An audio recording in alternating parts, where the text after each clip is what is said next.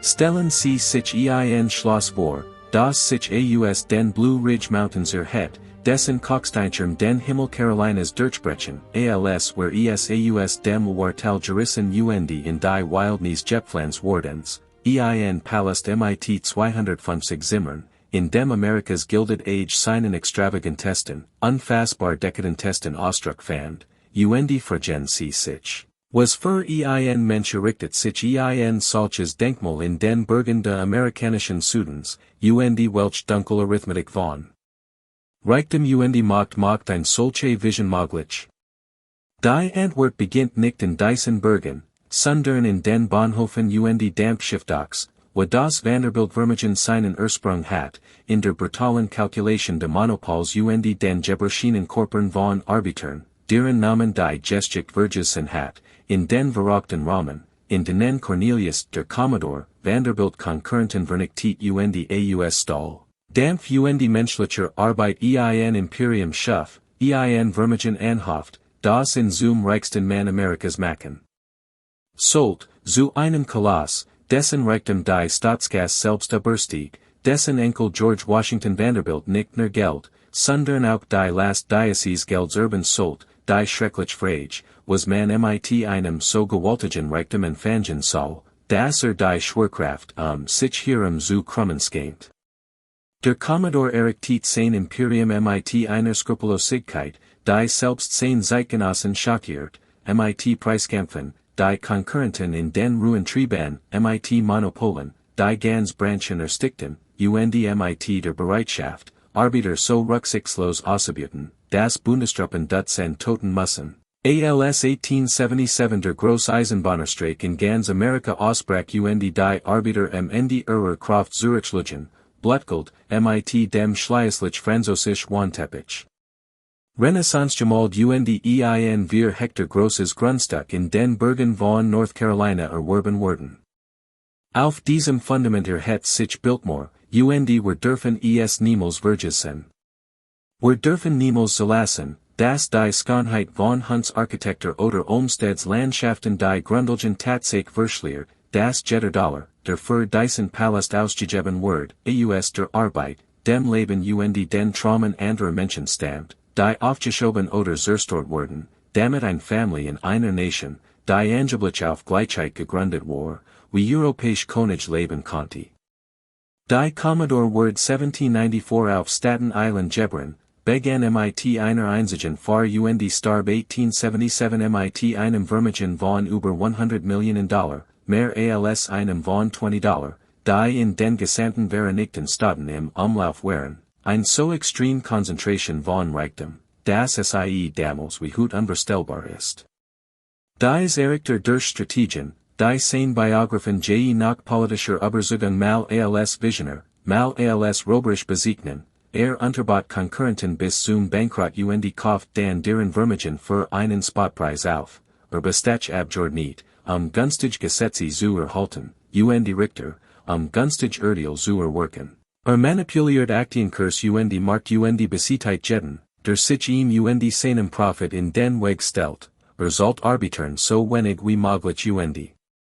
endlich sie, sobald sie nicht mehr gebraucht werden, schuf Monopol im Dampfschiff, und Eisenbahnwerker, die es ihm erlaubten, beliebig Preis zu verlangen, die Kunden kein Alternative hatten, und wenn sich Arbeiter für Bedingungen organisierten, zerschlug ihr Gewerkschaften mit angehörten Schlagern und willfähriger staatlicher Gewalt, wobei der Staat stets bereit war, das Kapital gegen die Arbeit zu verteidigen, das Eigentum gegen die Menschen zu schützen und sicherzustellen, dass die Maschinerie der Rohstoffgewinnung ungestört weiterlaufen konnte, ungestört von den Klagen derer, die ausgebeutet wurden. George war das jüngst von acht Kindern von William Henry Vanderbilt, der das ohnehin schon gültig Vermögen. De Commodores durch sorgfältig Verwaltung und fortgesetzt Monopol verteilt hat, und Maria Louisa Kissam, geboren im November 1862 in ein Welt unvorstellbaren Privilegs, einer Welt, in der es mehr Bediensteht als Familienmitglieder gab, in der jeder Wunsch erfüllt wird, in der die Oblichen Beschränkungen von Budget und Möglichkeiten einfach nicht existierten, In der Wunsch nach etwas dessen Besitz nur durch die Zeit getrennt waren, die zum Kauf benötigt wird. War kränkliches Kind, völlig für Temwig kranken, blieb im Haus, waren an der Jungen draußen spielten, wird privat unterrichtet, anstatt zur Schulgeschichte zu werden, entwickelt so die Innerlichkeit Bücherwurmhaftigkeit, die seinen Charakter prägen sollten. Wuchs zu einer eigentumlichen Art von Aristokrat Herren, intellektuell kultiviert, was sein Bruder aggressiv geschäftsorientiert waren. War Sammler von Büchern Kunst, der mit dem Hungereins Menschen, der ein Lehr fullen Wollt, die allen niemals stillen konnte, durch Europa reist Erstausgaben, Wantepich gemalt mit einer Besessenheit anhofft, die in Verzweiflung grenzt, alsob gekauft Skonheit irgendwie den erlangten Reichtum legitimieren konnte, alsob in die Jummermung mit Kultur vom Urban zum Goner, vom passiven Empfänger von Blutgold zum aktiven Schöpfer von etwas Wertvollem verwandeln konnte. Sein Vater starb im Dezember 1885 teilt Vermögen von etwa $200 Millionen unter seinen 8 Kindern auf, wodurch jeder von ihnen mehrfacher Multimillionär wurde. Auch George erhielt seinen Anteil, $5 Millionen sofort, zuzüglich der Ertrag eines $5 Millionen schweren Treuhandfonds, der jährlich etwa $250,000 abwerfen wurde, mehr Geld, als jemals für normales Weg ausgeben konnte. Genig, für immer wie König zu leben, ohne das Kapital zuhren.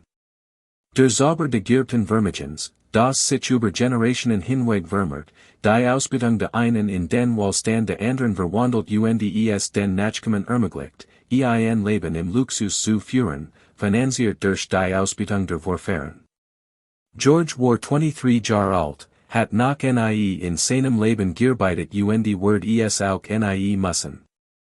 Dies Freiheit, die ihm der Reichtum einbracht, war zugleich Befreiung Flutsch, Freiheit Last. Denn was fängt man mit unbegrenzten Ressourcen ohne Notwendigkeiten? Welchen Sinn hat das Leben, wenn das Überleben gesichert, der Status vererbt Leistung optional ist? Dies ist die existenzielle Krise der Rentierklasse, das Problem, das Palast entstehen lässt, die Lehr, die Reichtum mit immer extravaganteren Jessen zu vollen sucht.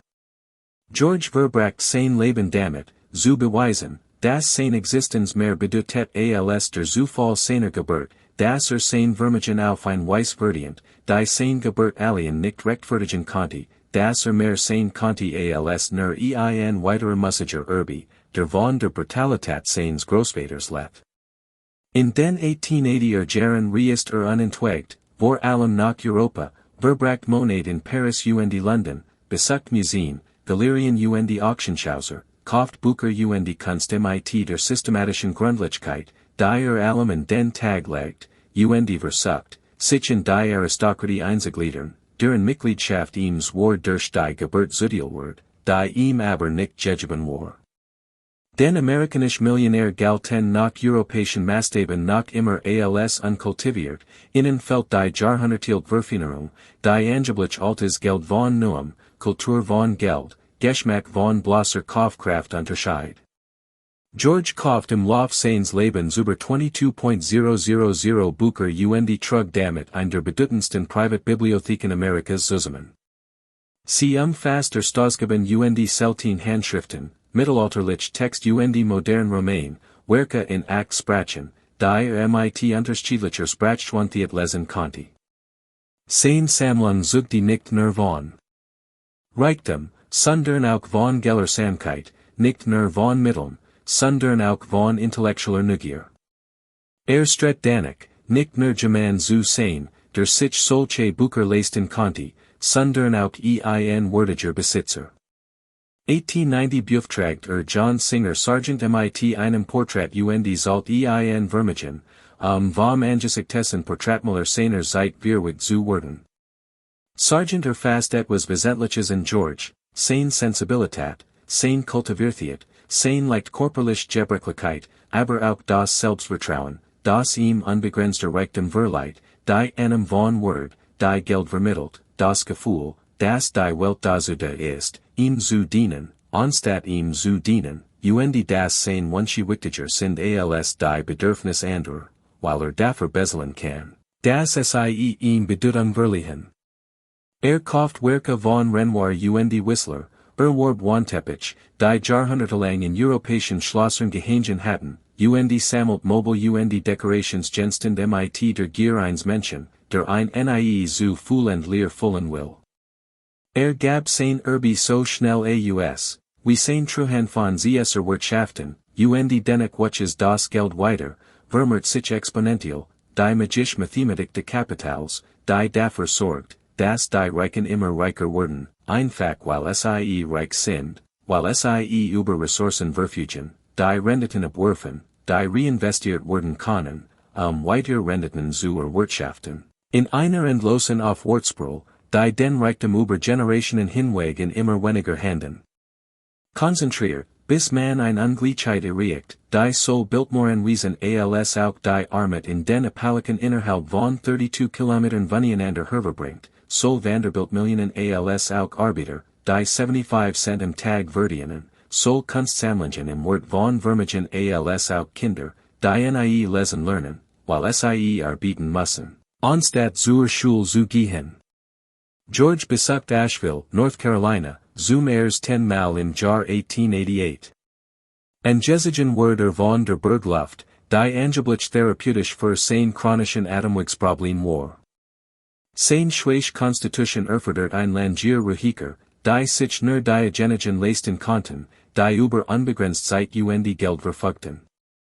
Urgent was in diesen Uralten Gipfeln sprach zu ihm, flüstert ihm die Möglichkeit eines privaten Königreichs zu, in dem nicht nur ein Haus, sondern ein Welterrichten konnte, in der beweisen konnte, dass sein mehr bedeutet als Einschaftausbietung, das gönne Verwalter sein konnte nicht nur ein weiterer vergoldeter Parasit, der von der Brutalität seines Großvaters let. Die Berge waren auf ein Weiß schon, wie es die New Yorker Gesellschaft niemals sein konnte, weil Uralt scheinbar unberührt vom Industriekapitalismus, der sein Vermögen geschaffen hat, obwohl sie natürlich nicht unberührt waren, nie unberührt gewesen waren, vor langsam Siedlung auf dem Pfad der Tronen die Heimat der Cherokee gewesen waren. Seit Generationen von Subsistenzbauern bewirtschaftet worden waren, von dem Bürgerkrieg gesichert waren, der durch dies Regionen getet hat, durch die Reconstruction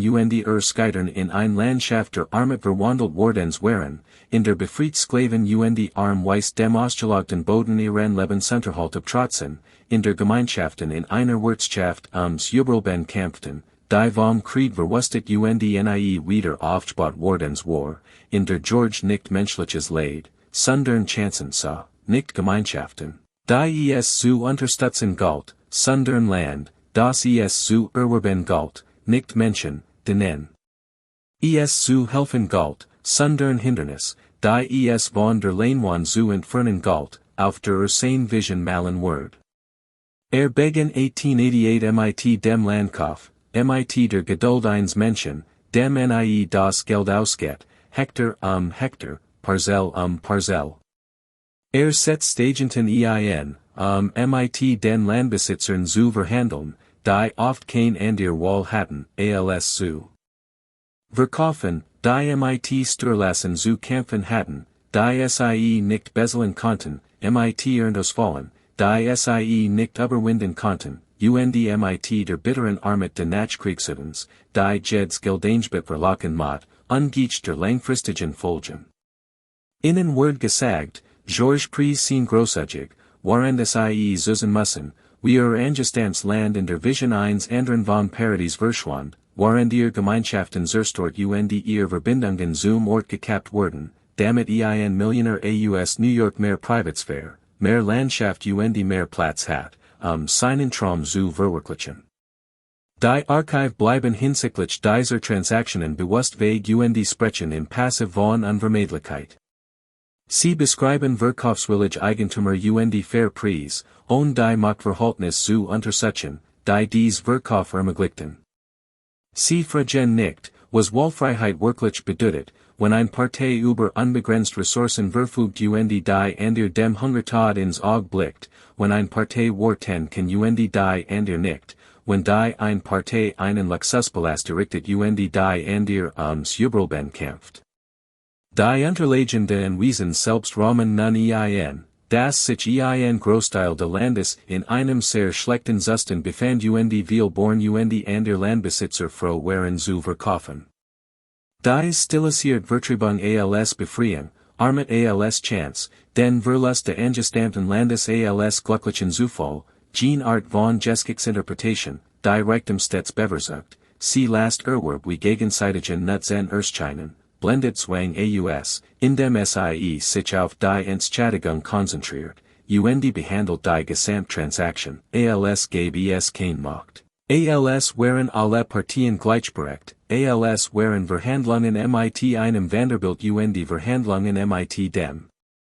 Nachbarn gleichwertig Handlungen in gleichwertigen Kontexten mit gleichwertigen Konsequenzen. George kontrolliert schließlich 125.000 Acres Bergwald, ein Flash größer als Manhattan, Brooklyn und Queens zusammen, Land, das von Subsistenzbauern bis zur Erschöpfung bewirtschaftet worden war, denen die Mittelfelten, Ordnungsmaß zu pflegen, die Jeds noch so klein bisschen Produktivität herausholen müssen, nur zu überleben. Die sich nicht leisten konnten, Felder Brachliegen zu lassen oder Fruchtwechsel zu betreiben oder Bodenschutzmaßnahmen zu ergreifen, weil das Überleben erfordert, alles, was das Land hergab, jetzt, in diesem Jahr, in dieser Saison zu ernten, weil das nächste Jahr nicht garantiert war und die langfristiges Denken ein Luxus derer ist, die ihr langfristigen Möglichkeiten kontrollieren. Ganz Gemeinschaften werden vertrieben, Platz für George und Wiesen zu schaffen, darunter die Siedlung Shiloh. Afroamerikanische Landbesitzer, deren Besitz George Vision im Wedge stand, wurden umgesiedelt, vielleicht entschädigt, aber mit Sicherheit vertrieben.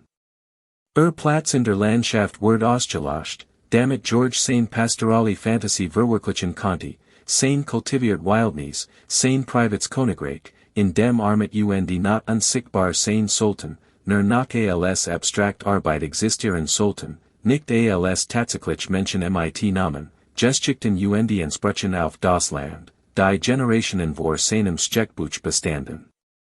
Die Vertreibung von Shiloh und anderen Gemeinschaften ist ein Geschichte, die das an Wiesen erst in den letzten Jahren begonnen hat zu erzielen, indem es Ausstellungen veranstaltet und Materialien erstellt, die anerkennen, was mit dem Erwerb von Biltmore Verlorenen, den Preis für George Paradis Salt, Wessenhauser, Kirchen und Friedhof unter Olmsteds Landschaftsgestaltung verschwanden, wessen Verbindungen zu Ort, Gemeinschaft und Geschichte gekappt wurden, damit ein man mehr Land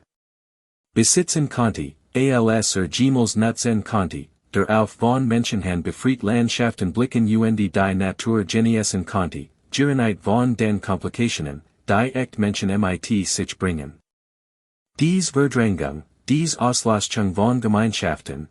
Platz für das an Wiesen eines Einzelnen zu schaffen, ist ein Geschichte, die sich im gesamten amerikanischen Gilded Age wiederholt, von den Adirondacks, wo die Reichen ihr großen Camps bauten, bis nach Kalifornien, wo Eisenbahnbahnen Privatparks anlegten, überall dort, wo großer Reichtum beschloss, Landschaft ohne Menschen, Schönheit ohne Komplexität, Natur ohne die unordentliche Realität derer zu wollen, die tatsächlich deren Letten, sie bearbeiteten, sie lieben, auf ein Weis gehorten, die Besitz niemals erfassen konnte, denn Besitz ist ein juristische Fiction, worin Zugehörigkeit ein verkörpert Realität ist, ein Beziehung zu einem Ort, die sich über Generationen entwickelt und nicht gekauft werden kann, egal wie viel Dollar man hat. Engagiert 1888 Richard Morris Hunt, den angesehensten Architekten Amerikas, vielleicht den einzigen Architekten in Amerika mit der Ausbildung und Vision, das zu versuchen, was George wollte. Hunt war der erste Amerikaner, der in der École de Beaux-Arts in Paris studiert hat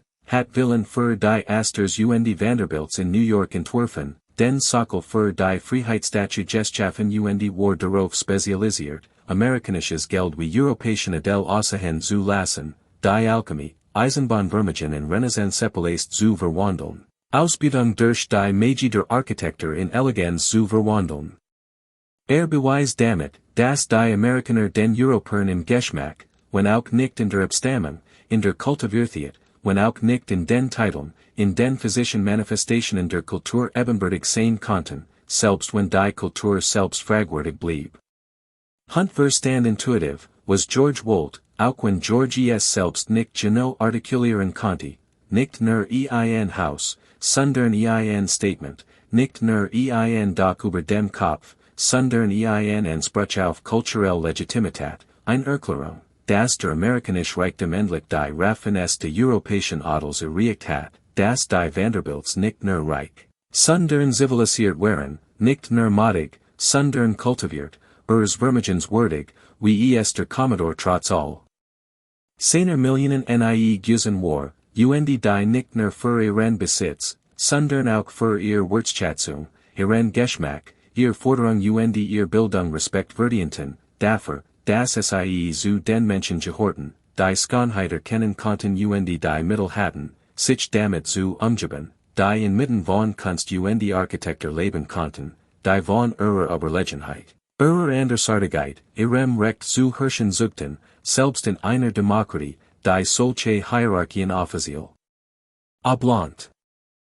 Entwarf ein Schloss im Stil der französischen Renaissance, insbesondere inspiriert von den Schlossern von Blois Chenonceau im Wartal, gebauten, die im 16. Jahrhundert für das französische Königshaus den Adel errichtet wurden.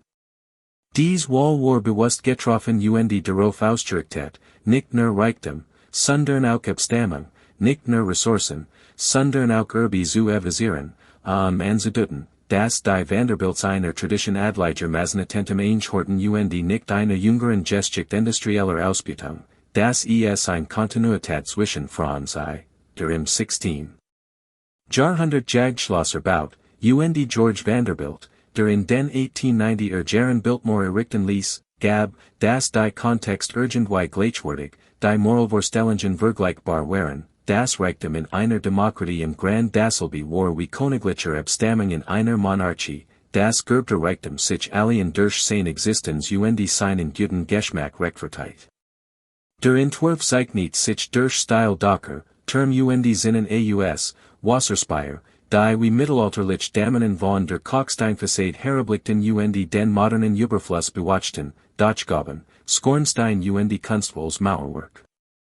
Jed's architektonisch Detail war darauf ausgelegt.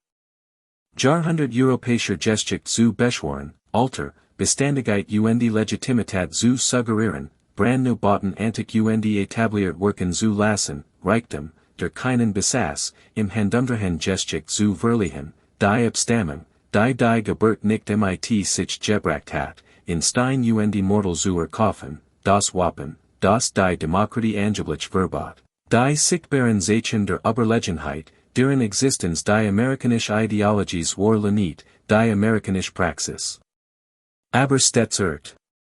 Das Haus sollte ein Wohnfläche von wir morgen, etwa 175.000 Quadratmeter, umfassen, mit 250 Zimmern, darunter 35 Schlafzimmer 43 Badezimmer, einem 70 Fuß langen, im Jugendstil Gefliesen Hallenbad, einer Kegelbahn einem Turnsel zur Erholung, denn die Reichen brauchten Orte für Freizeitaktivitäten, die sich die Arbeiterklasse kaum vorstellen konnte, einem Banketzel mit einer 70 Fuß hohen Deck einem dreifachen Kamin, in dem ganz Baume verbrennen konnten, so groß Baumstamm.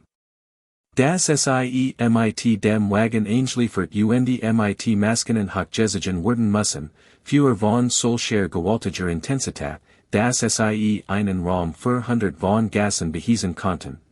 einer Bibliothek, die George Waxen Sammlung von 22.000 Banden beherbergen sollt. Zwei Stockwerk hoch mit bemalter Deck geschnitzten Walnussholzregeln einer geheimen Treppe, die hinter falschen Büchern, Stausgaben seltenen Manuskripten verborgen war, die mit Durselben obsessiven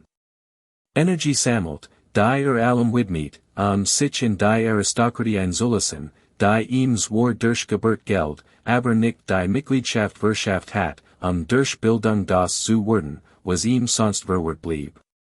Sein Herkunft, der Versuch, sein Existenz durch Bildung zu rechtfertigen, durch die Fähigkeit, Literatur, Geschichte und Kunst mit einer belaufigen Gelehrsamkeit zu diskutieren, die nur unbegrenzt Studienzeit ermöglicht, die nur die Freiheit vom Broderwerb erlaubt, die nur Reichtum ermöglicht, den Armut zwingt dazu, Stund dem Übelben statt der Weiterbildung, dem Geldverdienen statt der Sinnfindung zu widmen.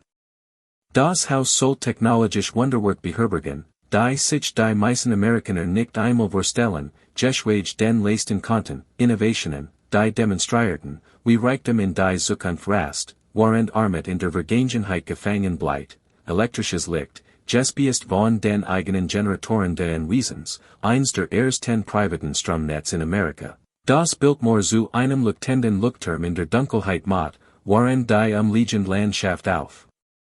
Kursen und Petroleum eingewiesen war. Die technologisch Kluft spiegelt die wirtschaftliche Kluft weiter und verstärkt sie seit auf buchstablichst Weise, wie manch Menschen in erlugter modern Letten, während andere in dunkler Tradition verharrten. Ein Zentralisierung, gespielt von riesigen Kesseln im Keller, ein kollaboriertes System, das im Winter jeden Raum über Dampfeskörper erwärmen konnte, ein Technologie, die es den Vanderbilts ermöglicht, in kalten Rahmen aufzuwachen oder sich in Kammern zu wärmen, die es den Bediensteten erspart, jeden Morgenholz zu tragen und in jedem Schlafzimmer Führer anzusondern. Natürlich müssen die Bediensteten trotzdem jeden Morgen viel Dinger ledigen, immer noch arbeiten, den Komfort zu schaffen, den die Technologie angeblich mahilos macht. Den Technologie im Kapitalismus besiegt Arbeit nicht so sehr, sondern verteilt sie befreit die Menschen nicht so sehr, sondern stratifisiert sie schafft nicht so sehr Freizeit für alle, sondern konzentriert sie für wenig, während sie die Arbeit für andere intensiviert. Kulturelle zur Konservierung von Lebensmitteln, mechanisches System, die das ganz Jahr über warm hielten und so selbst im Sommer in Carolina frisch Speisen und Kaltgetränk ermöglichten, Luxusgüter, die den Alltag grundlegend veranderten, was und waren. Gegessen wurden konnte, die den Horizont derer erweiterten, die sich die Maskinen leisten konnten, während alle anderen den gleichen saisonalen Beschränkungen unterworfen blieben, die das menschliche Leben seit Anbeginn der Landwirtschaft bestimmt hatten. Aufzug, die Gas zwischen den Adagen beforderten, mechanisch, elektrisch betrieben Lift, die den Reichen die Demütigung der Treppenstagens ersparten, aber gemanden benötigten, der die Maskinen bedient, gemanden, der sie wartet, gemanden, der in der kleinen Kabine stand, die Hebel beteteit, Sir, Ma'am, sagt, nach der Etage fragt auf Befehl wartet. So wird die vertikale Mobilität zu einer weiteren Gelegenheit, den Klassenstand zu demonstrieren, zu einer weiteren Chance, bedient zu werden, zu einer weiteren Erinnerung daran, das einige fahren, während andere die Maskinen bedienen. Spreekroer und Rufnopf, Diener Herbeizurufen, ein Technologie, die explizit dafür entwickelt wird, Menschenreaktionsfähiger gegenüber den Bedürfnissen der Reichen zu machen, die es ermöglicht, per Knopfdruck ein Person herbeizurufen, den menschlichen Willen in mechanische Effizienz zu verwandeln, sicherzustellen, dass die Dienstleistungen eingefordert werden können, ohne dass ein persönliche Interaktion nötig ist, ohne personal Suchen, die Stimme erheben oder gar vom Stuhl aufstehen zu müssen. Die menschliche Beziehung wird auf Signal und Reaktion, auf Befehl und Gehorsam reduziert, auf ein Art reibungslosen Service, der nur deshalb wie möglich aussieht, while die Arbeit durch architektonisches Design, Social Hierarchie und die Selbstauslastung der Diener unsichtbar gemacht wird. Sanitaranlagen mit fließendem Warm und Kaltwasser, Badezimmer direkt in die Schlafzimmer angeschlossen, 43 Badezimmer in einer Zeit, als die meisten Amerikaner Plumpsklos benutzen und sich, wenn überhaupt, wöchentlich Bad 10, als fließendes Wasser Luxus und warmes Wasser ein Fantasy war, als die Technologies war existiert, die Infrastruktur aber nicht, als das, was für die Vanderbilts möglich war, für alle anderen unmöglich war, nicht wegen Innovationen, sondern wegen der Kosten, nicht. Wegen Erfindungen, sondern wegen Ungleichheit, nicht weil das Wissen fehlt, allen solchen Komfort zu bieten, sondern weil der Will die wirtschaftliche Verteilung fehlten, weil der Kapitalismus Ressourcen nach Kaufkraft nicht nach menschlichen Bedürfnissen verteilt, weil manch Menschen 43 beide Zimmer haben, während andere gar keins haben. Weil beide extrem nicht als Zufall oder Naturphänomen existieren, sondern als Ergebnis desselben Wirtschaftssystems, das soll Armut als. Auch extremen Reichtum, soll Entbehrung als auch Überfluss, soll Plumpsklos als auch Hallenbader hervorbringt. Hunt arbeitet von 1888 bis 1895 in dem Entwurf für Biltmore Verbracht 7 Jahre damit, in zu verfeinern zu perfektionieren. Nahm Anderungen vor, waren George Reist neu Dinge sah, die ein bisschen wollt, folgt Details hin zu Past die Plänen. Der Briefwechsel zwischen ihnen offenbart die Ernsthaftigkeit, mit der beide Männer das Projekt engingen, das Gefühl, nicht nur ein Haus, sondern ein Meisterwerk zu schaffen, nicht nur ein Residenz, sondern ein Denkmal, das sie überdauern wird, das noch lang nach ihrem Tod von ihrer Vision, ihrem Geschmack ihrem Urge zugen künftigen Generationen sehen wird, was möglich ist, wenn jene Ressourcen zusammenwirken, wenn ein Architekt von Hunts Kaliber Zugang zu einem Auftraggeber mit George Vanderbilt der Bereitschaft, Aussichtben, hat, wenn Budgetbestren können Praktikabilität außer Kraft gesetzt sind die einzig Frage lautet, was gebaut werden soll, anstatt was man sich leisten kann. Hunt starb im Juli 1895, nur wenig Monat vor der Eröffnung des Hauses, erlet die Vollendung seines großen Werks nie mehr. Das hat etwas Ergreifens, etwas, das die Vergeblichkeit all dieser Projekt verdeutlicht, die Art Weiss, wie selbst unsere großen Errungenschaften uns überdauern, wie wir unser Leben in Dinge investieren, die bestehen bleiben, wenn wir nicht mehr das sind, das unsere Denkmäler immer auch Gräber sind, Tribut nicht nur in Visionen, sondern auch in die Sterblichkeit, Zeugnis nicht nur dessen, was wir geschaffen haben, sondern auch der Tatsache, dass wir nicht mehr das sind das Gebot bleibt. Vergänglich Wesen, die dauerhaft Strukturen schaffen, flüchtig Wesen, die unauslöschlich Spuren hinterlassen, Menschen, die versuchen, den Tod durch Architektur zu besiegen, indem sie etwas hinterlassen, das sagt, wir waren hier, wir waren wichtig, wir haben dies geschaffen, erinnert uns im Jahr 1888 engagierter Frederick Law Olmsted, den Landschaftsarchitekten, der den Central Park in New York Dutzend andere Großprojekte entworfen hat, der das Gelände für die Weltausstellung in Chicago gestaltet hat, der International als Meister seines Fachs anerkannt war. Der die Landschaftsarchitektur im Wesentlichen als Beruf erfunden hat, der Verstand, das Landschaften wie gebaut gestaltet werden können, dass die Natur so geformt werden kann, dass sie menschlichen Zwecken dient dabei völlig niederlich erscheint, dass die Kunst der Landschaftsgesters deren besteht, die Kunst zu verbergen, den Entwurf wie einen glücklichen Zufall aussehen zu lassen, ein Schönheit zu schaffen, die eher schon immer existiert zu haben scheint, als bewusst mit enormem Aufwand konstruiert worden zu sein. Olmsted war in seinen 60ern, als den Auftrag für Biltmore einem sich damit dem Ende einer legendären Karriere näherte. Arbeitet jedoch bis in seine 70er hinein, beaver in ein Dimensionskranking zum Ruhestand zwang. In das Projekt brachte sein gesamt Weisheit darüber ein, wie Landschaften die menschliche Erfahrung prägen, wie gestaltet umgebunden bestimmte Mungen Wirkungen erzielen können, wie die Natur so manipuliert werden kann, dass sie unberührt erscheint, während sie in Wirklichkeit sorgfältig kalkulierten Zwecken dient, wie Baume, Straucher, Wasser Stein so eingeordnet werden können, dass sie das Auge kann, den Geist bewegen Erlebnis schaffen, die spontan erscheinen, aber tatsächlich das Ergebnis akribischer Planung enormer Arbeit sind. Ihm wird sofort klar, dass das Land, das George gekauft hat, in einem schrecklichen Zustand war, Ostschlag durch Generationen von Landwirtschaft und ausreichenden Bodenschutz, erodiert die Erstschaft gezeichnet von der Art von ausbeuterischer Landwirtschaft, die Armut erfordert, die kurzfristiges Denken notwendig macht, die dann stattfindet, wenn die Menschen alles nehmen müssen, was das Land jetzt geben kann, weil es vielleicht kein Spatiers mehr gibt, wenn das Übrelben Ausbeutung. Stadtbewirtschaftung erfordert, wenn die Wahl zwischen der Erhaltung des Landes für die Zukunft der Ernährung der Familie Hut besteht es kein Wahl gibt, sondern der Notwendigkeit, das Land den Preis der menschlichen Armut zahlt, selbst verarmt wird, sein Fruchtbarkeit durch die Verzweiflung derer gerät wird, die von ihm abhängig wären. Olmsted schlug nicht nur Garten rund das Haus vor, sondern eine umfassende Restaurierung des gesamten Wesens.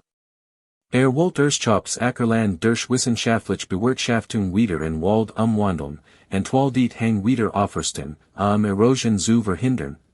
ein gestaltet Landschaft schaffen, die Sagen sollt, was möglich ist, wenn Ressourcen Wissen zusammenwirken, wenn Reichtum für die Wiederherstellung nicht nur für die Ausbeutung einsetzt werden kann, wenn langfristiges Denken die kurzfristige Verzweiflung ersetzen kann, weil endlich jemand den Luxus hat, langfristig zu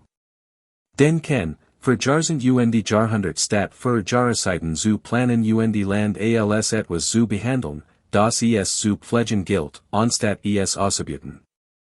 Dieses Forstprogramm sollt zu einem der bedeutendsten Vermächtnis von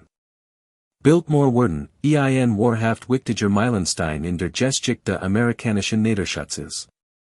Es leistet Pionierarbeit MIT Techniken Ansätzen, die Nationalpolitik prägten Zeiten, das Wälder nachhaltig bewirtschaftet werden können, das Holzeinschlag Niederschutz sich nicht widersprechen, sondern ergänzen, wenn sie richtig durchgeführt werden, wenn wissenschaftliche Erkenntnis die Praxis leiten die Ressourcen die Umsetzung unterstützen, wenn das Ziel die Bewirtschaftung nicht die bloße Ausbeutung, die Erhaltung nicht der Profit ist.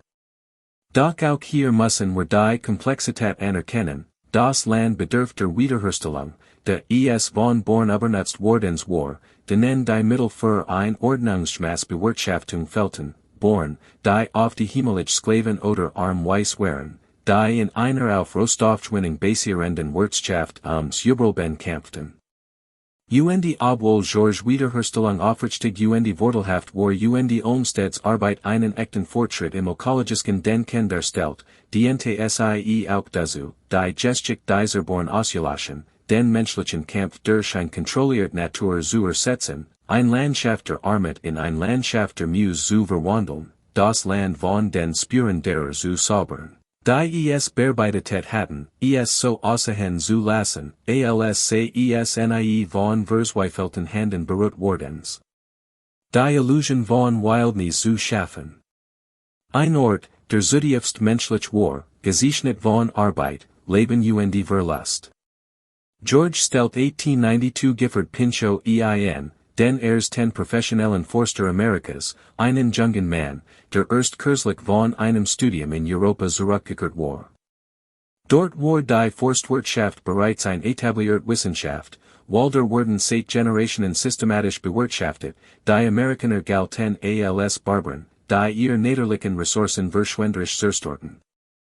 Pinchot übertrug europäische Methoden auf die amerikanischen Verhältnis, passt die Techniken in die Lokalökologien, schult Arbeiter in selektiver Holzrent Wiederaufrüstung etabliert Holzbetrieb, die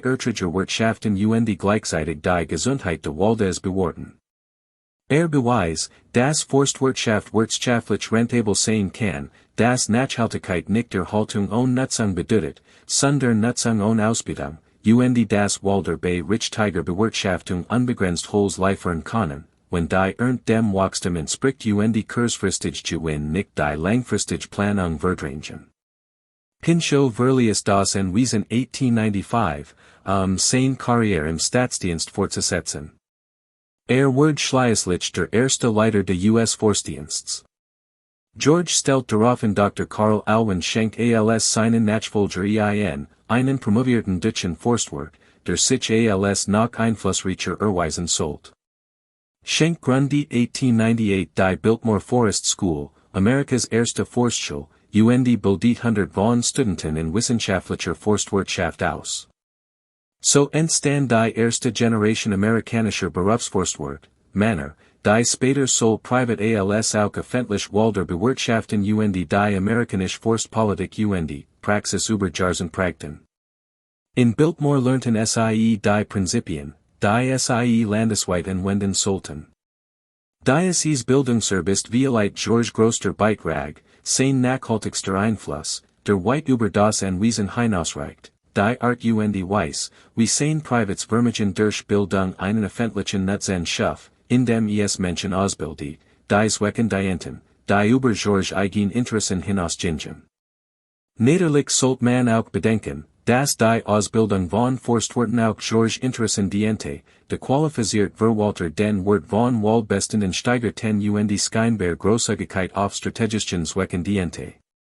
Altruismus im Kapitalismus tendiert dazu, sich mit Eigeninteresse zu verbinden, dass die Reichen zu Philanthropen wurden, teils while ihnen die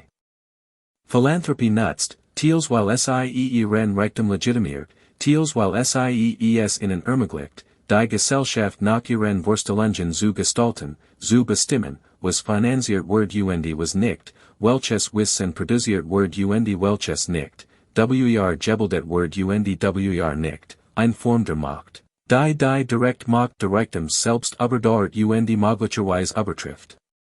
Der Bau begann 1889 und dauert 6 Jahre, 6 Jahre Arbeit rund die Uhr, 6 Jahre, in denen etwa 1000 Arbeiter, 60 Steinmetz und Dutzend andere spezialisierter Handwerker visionen in Stein und Mortal, Holz und Glas verwandelten, Zeichnungen in das größte Privatresidenz Amerikas, Reichtum in Gewicht, in physisch Präsenz, in etwas. Das Jahrhundert überdauern und von der Vision eines Manns und der Arbeit von 10.000 Männern zugen sollt. Denn jedes Großgebäude ist eine Gemeinschaftsleistung, unabhängig davon, wessen Namen es trägt, denn Architektur ist immer Zusammenarbeit zwischen Planern und Bearbeitern, zwischen Vision und Ausführung, zwischen dem Architekten, der sich etwas ausdenkt, und den Arbeitern, die es umsetzen, zwischen dem Auftraggeber, der bezahlt, und den Arbeitern, die es produzieren. Und waren die Geschichte dazu nicht, sich in die Namen in der Spitze zu erinnern, Einzelpersonen statt kollektiven Anerkennung zu sollen und gebaut als Ausdruck singularen Genies zu betrachten, ist die Wahrheit, das Biltmore von einer ganzen Armee erbaut wird, von einer Belegschaft, die in der Spitze über 1000 Mann sollt, von Männern, deren Namen wir größtenteils nicht kennen, deren Geschichten nie aufgezeichnet wurden. Deren Beitrag durch den Erfolg ihrer Arbeit selbst ausgelöscht wird, die so perfekt, so zielgerichtet, so selbstverständlich erscheint, dass die Arbeit unsichtbar wird, dass der Schweiß, das Können und manchmal das Blut, das in jeden Stein floss, zu verschwinden scheint, nie existiert zu haben scheint, unnötig zu erwanen scheint, denn sicherlich erschien solche Schönheit einfach so. Sicherlich manifestiert sich solche groß einfach so ohne Anstrengung, sicherlich haben die Vanderbilts sie. Einfach durch die Magie des Gelds ins Leben gerufen, anstatt durch die brutale körperliche Arbeit menschlicher Hand, Rücken und Muskeln. Die Arbeiter kamen von überall her, angelockt vom Versprechen auf Lohn in einer Region, die wirtschaftlich noch immer vom Bürgerkrieg verwusstet war, wo die Arbeitslosigkeit chronisch und die Möglichkeiten rar waren und die Arbeit besser war als kein, selbst wenn die Bedingungen hart, die Bezahlung niedrig und die Arbeit gefahrlich war, einheimische Asheville und den umliegenden Landkreisen, born zwischen den Saisons, befreit Sklaven auf der Such nach Barlen, Weiss Arbeiter, die durch den wirtschaftlichen Wandel verdrängt wurden, qualifiziert Handwerker, die aus Städten wie New York, Philadelphia und Boston importiert wurden, Männer mit Spezialwissen, die bereit waren, für den richtigen Preis zu reisen, italienisch Steinmetz, die Kunst der Kalksteinbearbeitung verstanden und die eigens für dieses Projekt nach North Carolina reisten und Techniken und Traditionen mitbrachten, die bis in die Renaissance zurückreichten, die Biltmore mit Jahrhunderten europäischer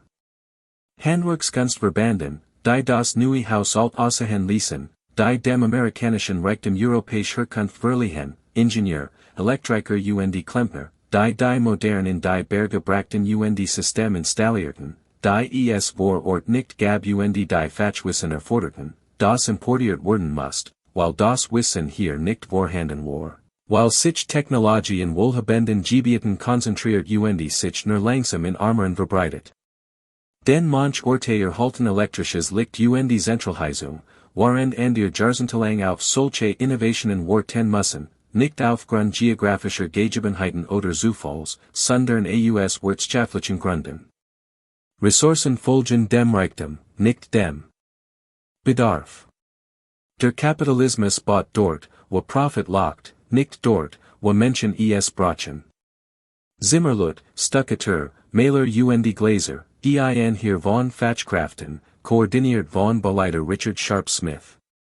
Leitet dieses gigantisch Bauprojekt mit militärischer Präzision, behielt Material, Zeitplan und Arbeiter im Blick, lost die Unzologen Problem, die das Bauen mit sich bringt, setzt Zeichnungen in die Realität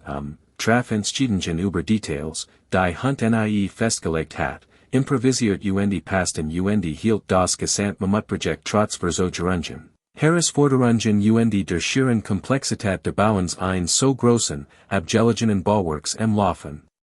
Es ging darum, in den Bergen etwas zu erschaffen, was in der Stadt kaum möglich gewesen war, Material und Fachwissen an einen Ort zu bringen, an dem beide Feld, und modern in einer Landschaft zu errichten, die nach von Traditionen geprägt war, nach von alteren Lebens, und Beweisen geformt wird und nach immer Rhythmen folgt, die industrielle Revolution noch nicht vollständig verändert hat. Die Arbeit war brutal, und das erkannten selbst zeitgenössisch Beobachter manchmal, obwohl die Brutalität meist als normal, als natürlicher Zustand der Arbeiter, als Preis für das Privileg der Beschäftigung akzeptiert wird, stunden im Tag, 6 Tage die Woche, für Lohn, die nach den Maßstäben der North Carolina der 1890er Jahre als großzügig galten. Aber immer noch in Dollar pro Tag und nicht in Word pro Stunde gemessen werden, immer noch darauf ausgelegt waren, maximal Arbeit für minimal Kosten zu erzielen, immer noch auf der Annahme beruhten, dass die Arbeiter dem Kapital dienten und nicht umgekehrt, dass Zweck deren Bestand, wird für George und nicht für sich selbst zu schaffen, dass ihr Arbeit in bereichert und nicht sie selbst, dass sie erschöpft in Kleinhäuser oder Pensionen zurückkehren werden, waren das, was sie bauten, Luxus für Menschen beiden wird. Die niemals ihr Namen kennen, niemals ihren Beitrag anerkennen, niemals erkennen werden, das Jetter.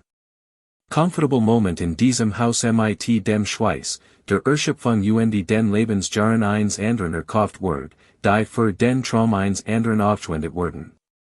Wobei man natürlich auch anmerken konnte, dass die Ausbildung von Forstern auch George Interessen dient, das qualifiziert Verwalter den Wert von Waldbesitz steigern, das scheinbar rein Großzügigkeit auf strategischen Zwecken dient, das selbst Altruismus im Kapitalismus tendenziell mit Eigeninteresse übereinstimmt, dass die Reichen teils zu Philanthropen werden, while innen die Philanthropie nutzt, teils while sie ihren Reichtum legitimiert, teils while sie es innen ermöglicht, die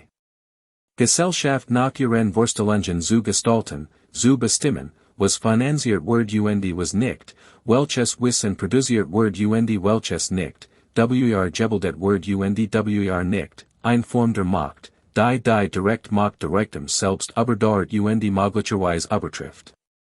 Der Bau begann 1889 und dauert 6 Jahre Arbeit rund die Uhr, 6 Jahre, in denen etwa 1000 Arbeiter, 60 Steinmetz und Dutzend andere spezialisierter Handwerker Visionen in Stein und Mortal, Holz und Glas verwandelten, Zeichnungen in das größte Privatresidenz Amerikas, Reichtum in Gewicht, in Physik Präsens, in etwas, das Jahrhundert überdauern und von der Vision eines Manns und der Arbeit von 10.000 Männern zugen sollt. Denn jedes Großgebäude ist eine Gemeinschaftsleistung, unabhängig davon, wessen Namen es trägt, denn Architektur ist immer Zusammenarbeit zwischen Planern und Bearbeitern, zwischen Vision und Ausführung, zwischen dem Architekten, der sich etwas ausstimmt, und den Arbeitern, die es umsetzen, zwischen dem Auftraggeber, der Basalt, den Arbitern, die es produzieren. Waren die Geschichte dazu nicht, sich in die Namen in der Spitze zu erinnern, Einzelpersonen statt kollektiven Anerkennung zu sollen gebaut als Ausdruck singularen Genies zu betrachten, ist die Wahrheit, das Biltmore von einer ganzen Armee erbaut wird, von einer Belegschaft, die in der Spitze über 1000 Mann zählt, von Männern, deren Namen wir größtenteils nicht kennen, deren Geschichten nie aufgezeichnet wurden.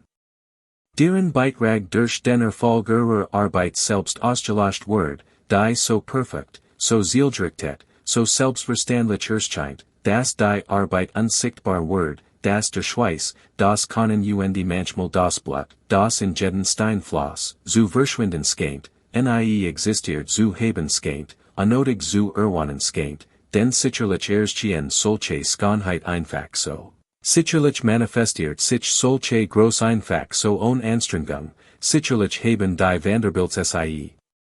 einfach durch die Magie des Gelds ins Leben gerufen, anstatt durch die brutale körperliche Arbeit menschlicher Hand, Rücken die Muskeln.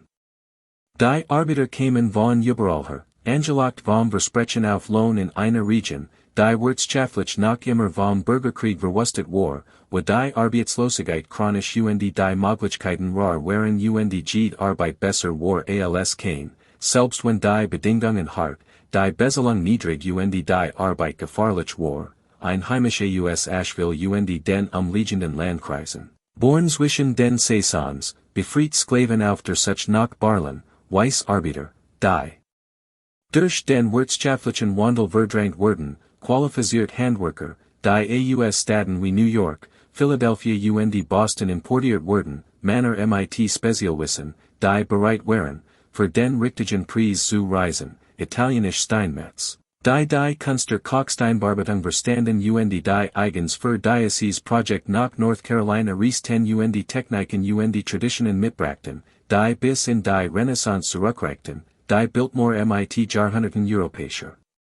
Handwerkskunst verbanden, die das neue Haus alt aussehen ließen, die dem amerikanischen Reichtum europäischer Herkunft verliehen, Ingenieur, Elektriker Klempner, die modern in die Berge brachten System installierten, die es vor Ort nicht gab die Fachwissen erforderten, das importiert werden musst, weil das Wissen hier nicht vorhanden war. While sich Technologie in wohlhabenden Gebieten konzentriert sich nur langsam in Armeren verbreitet. Den manch Orte erhalten elektrisches Licht die Zentralheizung, waren and ihr Jahrzehntelang auf solche Innovationen warten müssen, nicht aufgrund geografischer Gegebenheiten oder Zufalls, sondern aus wirtschaftlichen Gründen. Ressourcen folgen dem Reichtum, nicht dem Bedarf. Der Kapitalismus baut dort, wo Profit lockt, nicht dort, wo Menschen es brauchen. Zimmerlut, Stuckateur, Maler Glaser, hier von Fachkräften, koordiniert von Beleiter Richard Sharp Smith. Leitet dieses gigantisch Bauprojekt mit militärischer Precision, behielt Material, Zeitplan die Arbeiter im Blick, lost die unzahligen Problem, die das Bauen mit sich bringt, setzt Handzeichnungen in die Realität traf Entscheidungen über Details, die Hand nie festgelegt hat, improvisiert Pasten hielt das Gesamtprojekt trotz Versucherungen. Herausforderungen der schieren Komplexität des Bauens ein so großen, abgelegenen Bauwerks Laufen. Es ging darum, in den Bergen etwas zu erschaffen, was in der Stadt kaum möglich gewesen war, Material Fachwissen an einen Ort zu bringen, an dem beide Feld, modern in einer Landschaft zu errichten, die nach von Traditionen geprägt war, nach von alteren Lebens, beweisen geformt wird nach immer Rhythmen folgt, die industrielle Revolution noch nicht vollständig verändert hat. Die Arbeit war brutal, was selbst zeitgenössisch Beobachter manchmal anerkannten, obwohl die Brutalität meist als normal, als natürlicher Zustand der Arbeiter, als Preis für das Privileg der Beschäftigung akzeptiert wird, zen Stunden im Tag, 6 Tage die Woche. Für Lohn, die nach den Maßstäben de North Carolina der 1890er Jahr als großzügig galten, aber immer noch in Dollar pro Tag nicht in Word pro Stunde gemessen wurden, immer noch darauf ausgelegt waren, maximal Arbeit für minimal Kosten zu erzielen, immer noch auf der einem beruhten, dass die Arbeiter dem Kapital dienten nicht umgekehrt, das Zweck deren Bestand. Wort für George nicht für sich selbst zu schaffen, dass ihr Arbeit in berichert nicht sie selbst, das sie Erstschaft in Kleinhauser oder Pensionen zurückkehren werden, waren das, was sie bauten, Luxus für Menschen beiden Word, die niemals ihr Namen kennen, niemals ihren Beitrag anerkennen, niemals erkennen werden, das jeder comfortable Moment in diesem Haus mit dem Schweiß, der Erschöpfung den Lebensjahren eins anderen erkauft wird, die für den Traum eins anderen aufgewendet wurden. Die Steinmetz wurden aufgrund ihrer Fachkenntnis besser bezahlt als gewöhnlich Arbeiter, aber selbst sie verdienten vielleicht 3 oder 4 Dollar im Tag, waren George, ohne einen Finger zu rühren, die Zinsen auf seinen Treuhandfonds verdient, die sich auf fast 700 Dollar pro Tag beliefen, jeden einzelnen Tag, einschließlich der Sonntag, und denen die Arbeiter ruhten, der Samstage, und denen sie halbtags arbeiteten, der Feiertag, und denen die Borbieten ruhten. Das Geld floss auf George Conten, ob wach war oder schlief, arbeitet oder sich vergnügt, in Amerika oder Europa, die magisch perpetual mobile Maschine de Capitals, die rendeten alien für die Existenz generiert, die Besitz stat Anstrengung belohnt die Reichsein zum lukrativsten Job der Welt macht, waren tatsächlich Arbeit das Privileg derer ist, die das Pech haben, nicht reich zu sein. Der Kalkstein stamp aus Indiana Word per Bahn nach Asheville transportiert, 1000 Tonnen sorgfältig behanner Block, die von Männern unter Bedingungen aus der Erde gebrochen wurden, die den Bau von Biltmore wie einen comfortablen Aufenthalt erscheinen ließen. Dies Männer atmeten Steinstaub der sie schließlich in Silikos toten Word. Sie arbeiteten mit Sprengstoff schwerem Gerät in ständiger Gefahr wurden sogar noch schlechter bezahlt als die Biltmore Arbeiter, die Steinbrucharbeit trotz der erforderlichen enormen körperlichen Kraft de Mutes als ungelernt Arbeit galt.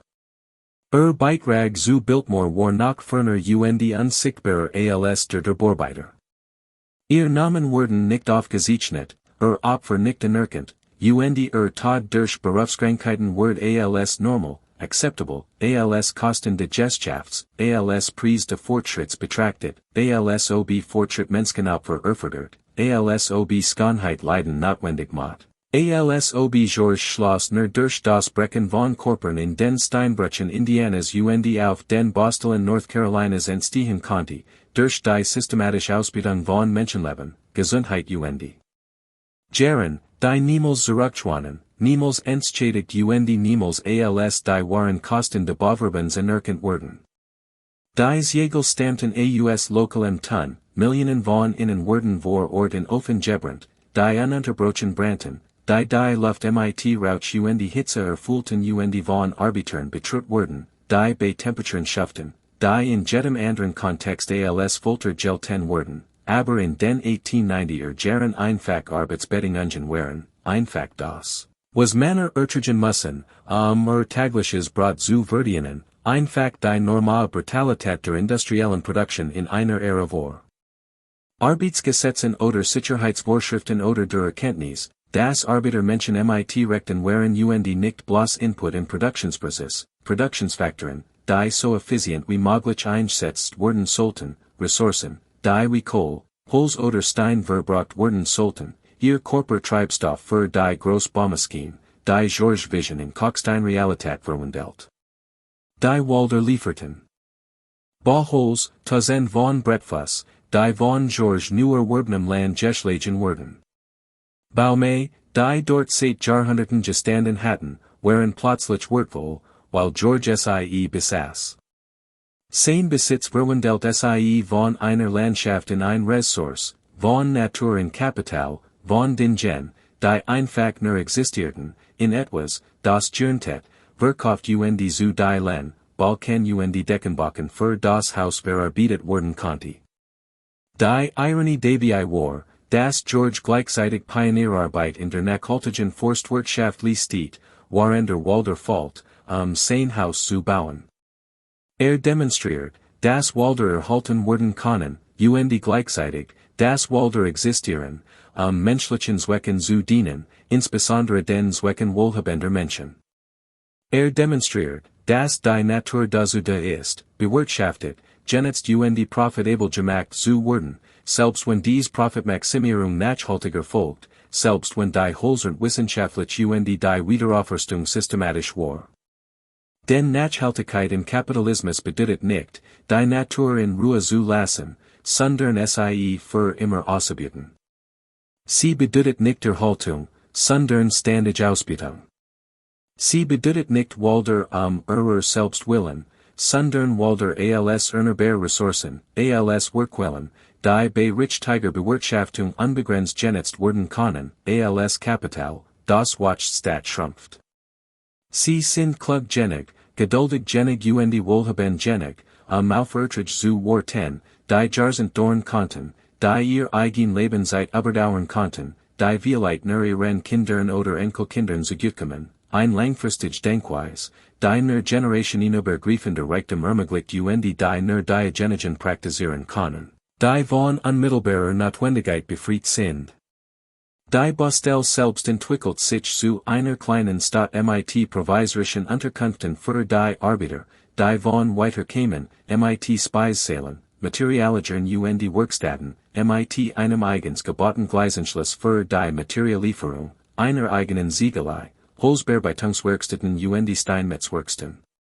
Die Hierarchie war so starr wie in jeder Fabrik, mit Aufsehern, Vorarbeitern, Managern und Spezialisten, die alle pyramidenformig eingeordnet waren, mit George in der Spitze, selten anwesend, aber stets die Fäden in der Hand, stets derjenige, dessen Zustimmung notig war, dessen Vision alles bestimmt und dessen Geld alles ermöglicht. Seine Abwesenheit war irgendwie wirkungsvoller als die Anwesenheit der meisten anderen, denn sein will wirkt durch Mittelsmänner, durch Hunts Entwurf, Olmsted's Plan und Smiths Management, durch die systematische Organisation von Arbeit, Material und Fachwissen zu einer Maschine, die den Traum eines Manns verwirklicht, das, was bisher nur in der Vorstellung existiert hat, im physischen Raum manifestiert. Den Beweis bracht, dass mit genügend Geld alles möglich ist, dass die einzig Grenz die Vision und nicht die Ressourcen sind, dass man es bauen kann, wenn man es sich vorstellen kann und reich genug ist. Und dies Lektion, dies Demonstration von die Macht der Reichtums, die Welt nach individuellen Gutdünken Suggestelten, war vielleicht ebenso wichtig wie das Haus selbst, vielleicht war es die eigentliche Aussicht, die Biltmore traf, das Geld in Amerika alles bewirken konnte, Berge im wahrsten Sinn der Wortversetzen, französische Schlösser in den Bergen Carolinas errichten, Geschichte im Handumdrehen schreiben und ein kunstliches Erbe schaffen konnte, nicht nur Dinge, sondern ganz Welten. Ganz Landschaften, die Arbeitskraft, das Fachwissen und die Aufmerksamkeit ganzer Gemeinschaften erwerben konnte, Ressourcen in einem Ausmaß verwalten konnte, das eher souveräne Nationen als einzelnen Haushalten enthält, mit der Macht agieren konnte, die einst Königin und Kaisern vorbehalten war und nun jedem mit genügend Millionen zur Verfügung stand. Die Demokratie hat es versäumt, den Reichtum zu demokratisieren, obwohl sie die Politischen für men demokratisiert hat.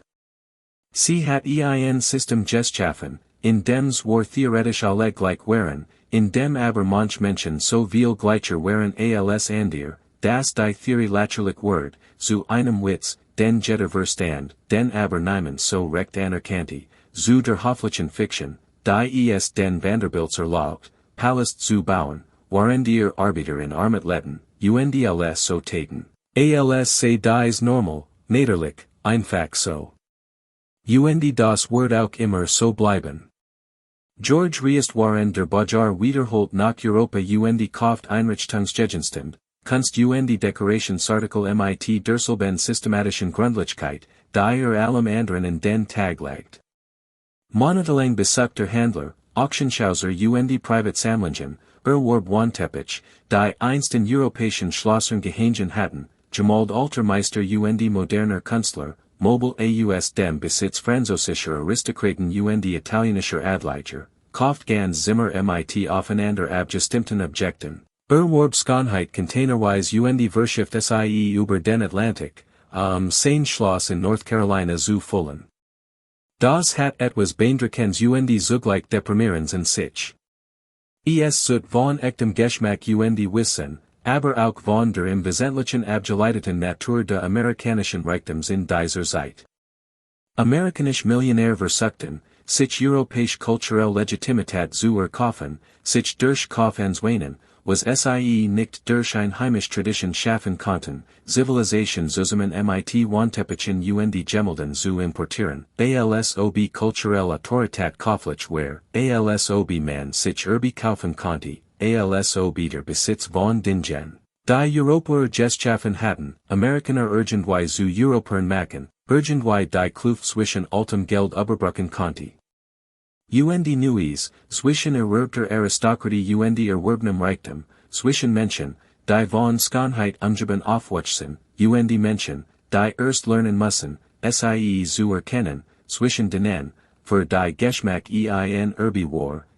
denen, für die ein streben war, zwischen kultiviert sein kultiviert erscheinen wollen, zwischen tatsächlicher Zugehörigkeit zu der Tradition, die man beschwört, der bloßen Ernennung für men Verständnis für ihren Inhalt. Alien der Aufbau der Bibliothek durch Jahr, 22.000 Bücher wurden Band für Band, Sammlung für Sammlung erworben. George arbeitet mit Handlern zusammen, besucht Auktionen Welt persönlich Bücher aus, die ihn interessierten. So für eine Sammlung, die authentisch war, auch wenn Zweck teilweise inszenatorisch war, die echtes Lesen echt Gellersamkeit widerspiegelt, auch wenn sie zugleich den Wunsch zum Ausdruck bracht, als Geller zu gelten, die soll intellektuell Neugier als auch gesellschaftliche Ambitionen befriedigt, die soll echt Leistung als auch kalkuliert Zurschaustellung war. Denn bei den sehr reichen Dient alles mehreren Zwecken, jede Anschaffung ist soll persönlich als auch politisch, jeder Ausdruck von Geschmack zugleich ein Statussymbol, jede Demonstration von Wissen zugleich ein Anspruch auf Autorität, jed schon Objekt soll schon als auch ein Beweis dafür, dass man sich Schönheit leisten kann, soll ästhetisch wertvoll als auch gesellschaftlich strategisch, soll Zweck als auch Mittel, soll Vergnügen als auch Macht. Kauft Stausgaben bedeutender Werke in acht Sprachen, illuminiert Handschriften aus dem Mittelalter, Bücher, die selbst Kunstwerk waren, mit handfertigten Letterenbanden, Goldschnitt marmorierten Vorsatzblättern, erwarb die Privatbibliotheken verstorbener Sammler, integriert gan Sammlungen in sein eigen. Sein Wissen hofft durch Erbschaft zu kaufen, nicht durch das langsamer, organisch Wachstum, das die meisten Bibliotheken erfahren. Sofortige Expertise, unmittelbar tief, die Gesamtliteratur Geschichte scheinbar alien durch den Besitz von Büchern. Gemeistert, als were der Besitz von Büchern dasselbe wie das Lesen, als were Besitz gleichbedeutend mit Verständnis. Zugegenermaßen los George, war wahrhaft literarisch, gebildet aufrichtig und Ideen interessiert, nicht nur scheinbar. Doch selbst echtes Interesse, unterstützt durch unbegrenzt Ressourcen, beziehigt etwas anderes als gewöhnliches Lesen, ein Beziehung zu Büchern, die sich die meisten Menschen nicht vorstellen können. Ein Beziehung, in der man jedes geschrieben Buch kaufen kann, ohne den Preis zu prüfen, in der man ein Privatbibliothek aufbauen kann, die mit öffentlichen Institutionen mithalten kann, in der man sich so umfassend mit den physischen Manifestationen von Kultur umgeht, dass man in einer anderen Welt zu leben scheint. Für diejenigen, deren Zugang zu Büchern durch Öffnungszeiten Ausleihversen der Bibliothek sowie die pragmatisch Frage, ob man sich das, was man lesen möchte, leisten kann, eingeschränkt ist. Die Kunstsammlung folgt ähnlichen Mustern, George kauft Gemälde von Renoir, Whistler anderen zeitgenössischen Künstlern, erwarb Werke alter Meister, sofern deren Echtheit prüfen sie sich leisten konnte, kauft Druck, Zeichnungen Skulpturen fühlt das Schloss mit so viel Kunst, das fast jede Wand etwas Wertvolles, etwas Schonsbarg, etwas, das von seinem Geschmack seinen Mitteln suchte. Schuf eine Atmosphäre, in der Kultur buchstäblich allgegenwärtig war, in der man der Schönheit nicht entfliehen konnte, selbst wenn man es wollt, in der Jetterblick etwas Sehenswertes offenbart. Das Haus selbst wird zu einem Museum, wenn auch einem privaten, zugänglich nur für die von George Eingeladenen, nur für Jean aus seinem sozialen Umfeld, nur für andere Mitglieder der wohlhabenden Elite, die das Geschichte zu schätzen wissen, weil sie entsprechend erzogen worden waren. Sie erkannten die Künstler, Epochen und Stil, weil sie ein Bildung genossen hatten, die nur Geld kaufen konnte, die nur der Zugang zu Privatlehrer, Grand Tours und Elite-Universitäten ermöglicht, Jean Art von kulturellem Kapital, das vordergründig Wissen vermittelt, in Wirklichkeit aber Klasse bedeutet, die Fähigkeit, and ihr Mitglieder der eigenen Klasse an gemeinsamer kultureller Basis zu erkennen. Die Fähigkeit, über Kunst, Literatur und Musik mit einer so ungezwungenen Leichtigkeit zu sprechen, dass man das Gefühl, dass man einer von uns war und nicht einer von ihnen, dass man es verdient, sich in Kreisen wie Biltmore aufzuhalten, und nicht nur den Prunk bestand, der Verschwendung statt Schönheit sah, der die Kosten berechnet, anstatt die Ästhetik zu schätzen, der über die Arbeit nachdenkt, anstatt das Ergebnis zu bewundern, der unbequem Fragen darüber stellt, wie solcher. Right dem Eingehaft Word, ob ein solche Konzentration gerechtfertigt war und welch Verpflichtungen mit solchen Ressourcen einhergingen, anstatt einfach zu akzeptieren, dass manch Menschen Geld hatten und es ausgeben und dass das natürlich und normal und nicht der Fragewort war. Das Haus wird schließlich im Heiligenband 1895 eröffnet. George hat rund $6 Millionen für Bau und Einrichtung ausgegeben, ein Summe, die mehr entsprach, als die meisten Menschen in mehreren Leben verdienen, mehr als die meisten Gemeinden in deren Wirtschaften und mehr, als die meisten Bundesstaaten für öffentlich Bewerben ausgeben. $6 Millionen in den 1890 Jahren waren echtes Geld, Goldsteckt, Geld mit realem Wert und nicht schuden, Geld, mit dem man außergewöhnlich Mengen Arbeitskräften und Material kaufen konnte. Das entsprach heute etwa $300 Millionen. Doch dieser Vergleich verzerrt das Ausmaß nicht wirklich, denn das Verhältnis zwischen George Vermeugen und dem der Durchschnittsbevölkerung war weitaus extremer, als solche Berechnungen vermuten lassen.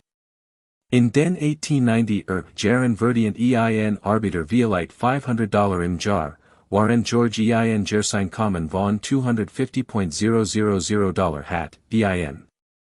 Verhältnis von 500 zu 1. Heute liegt dieses Verhältnis für die Reichen eher bei 100 zu 1. Das bedeutet, dass George im Vergleich zu heutigen Milliardären deutlich reicher war und weit von der normalen wirtschaftlichen Realität entfernt als wir es uns heute vorstellen können. Beschrieb, wie ein wirtschaftlich Sphäre bewohnt, die trotz all unserer heutigen Ungleichheit kein Äquivalent hat.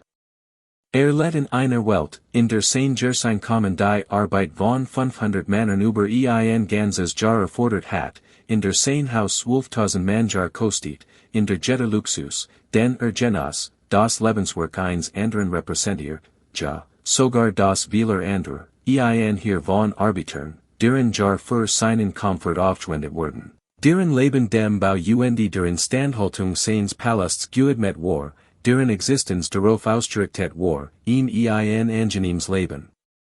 zu ermöglichen, deren Zweck im Wirtschaftssystem deren Bestand, seinem Vergnügen zu dienen. Und genau dies Besiehung, dies fundamentale Ungleichheit, in der die Arbeit der einen die Freizeit der anderen erzeugt, in der die Erschöpfung der einen den Komfort der anderen, in der das Opfer der einen den Luxus der anderen hervorbringt, dies Besiehung verkörpert Biltmore, die Jede Villa de Gilded Age verkörpert, die Jeds Großvermögen repräsentiert, wenn wir bereit sind, hinter die Schönheit zu blicken und die Brutalität zu erkennen, hinter die Errungenschaften zur Ausbeutung, hinter die Visionen zur Gewalt, hinter die Kultur zum Zwang, der sie ermöglicht. Möglich. Die Eröffnung wird mit einer Weihnachtsfeier für George Family und enge Freund gefeiert. Das Haus war endlich bewohnbar, obwohl die Arbeiten noch Jahr andauern wurden. Details wurden hinzugefügt, angepasst und verfeinert wurden, aber die Grundstruktur war fortgestellt, die Vision verwirklicht. Hunts Architektur, Olmsted's Landschaften und George Sammlung Verschmolzen zu etwas, das es so nach nie gegeben hat, etwas, das in Amerika europäisch wirken wollt, in einer Demokratie aristokratisch, in einer Kultur des Wandels beständig, in einer neuen Welt alt. Es versucht, in Stein und Mortal etwas einzufangen, das sich nicht wirklich fassen ließ, hier ein Gefühl der Zugehörigkeit zu Tradition und Geschichte, das man mit Geld nicht kaufen konnte, egal wie viel man ausgab. Denn das Schloss wirkt stimmig, authentisch, als Jore es ins Loirtal, aber es stand in North Carolina, im falschen Kontext, in einer Nation, die angeblich alles oblaugt, wofür das Schloss stand. Und dieser Widerspruch, die Spannung zwischen dem Haus und seiner Umgebung, zwischen dem, was es sein wollt, und dem, was es war, zwischen seinen europäischen Bestrebungen und seiner amerikanischen Realität, das ist es.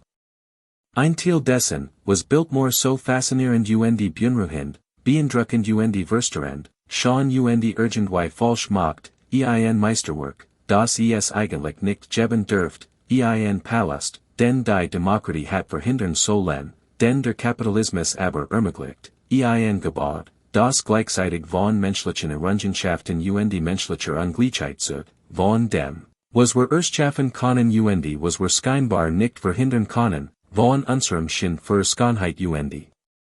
unsere Toleranz gegenüber Ungerechtigkeit, davon, wie groß Kunst und groß Ausbildung koexistieren können, aus demselben System hervorgehen, zwei Seiten derselben Medaille sein können, Produkt derselben ökonomischen Kraft sein können, die Reichtum und Macht in wenigen Händen konzentrieren und dies Hand frei machen, zu erschaffen, was immer sie wollen, während an der Hand arbeiten,